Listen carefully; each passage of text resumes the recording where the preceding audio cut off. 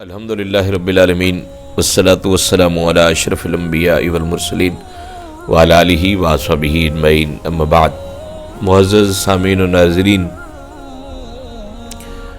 عقائد عالم صلی اللہ علیہ وسلم نے حسد سے ہمیں منع کیا۔ ایک حسد ہوتا ہے اور ایک رشک ہوتا ہے۔ رشک کرنا اسلام کے اندر جائز ہے اور حسد کرنا انتہائی پرزور مذمت کرتا ہے اسلام اس کی۔ گناہوں کی جب ابتدا ہوئی تو عقائد عالم صلی اللہ علیہ وسلم کا ارشاد پاک ہے، سب سے پہلا جو گناہ ہوا اس کائنات میں وہ حسد ہے۔ عقائد عالم صلی اللہ علیہ وسلم نے حسد کے متعلق ارشاد فرمایا کہ مجھے تمہارے اوپر کوئی خوف نہیں کہ میرے بعد تم شرک کے اندر مبتلا ہو جاؤ گے، سوائے حسد کے مجھے خدشہ ہے کہ تم ایک دوسرے سے حسد کرو گے۔ حسد اس کو کہتے ہیں کہ آپ نے کسی کے پاس اچھی چیز دیکھی، آپ جلنے بھجنے لگ گئے، آپ کہتے ہیں کہ یار اس کے پاس کیوں ہے، میرے پاس ہوتی۔ ہاں، اگر رشک یہ ہے کہ آپ نے کسی شے کو دیکھا، کوئی چیز اچھی دیکھی کسی کے پاس، آپ کہتے ہیں کہ یا اللہ جیسے تو نے اس کو دی مجھے بھی عطا فرما۔ دو باتوں کے اندر حسد کرنا بھی جائز ہے۔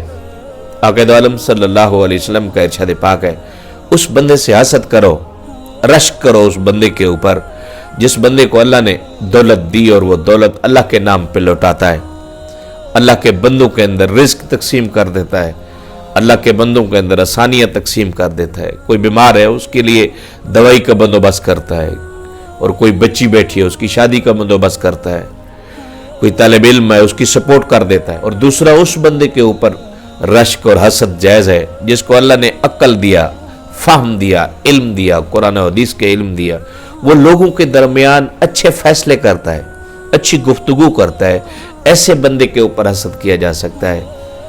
تھوڑی سی زندگی ہے، اس زندگی کو اچھائی کے ساتھ گزاریں، اچھے کاموں میں گزاریں، اور اچھی چیزوں کو دیکھ کر بجائے حسد کرنے کے اللہ کی حمد و توصیف کریں۔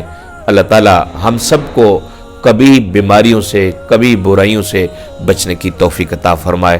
وآخر دعوانا الحمدللہ رب العالمین۔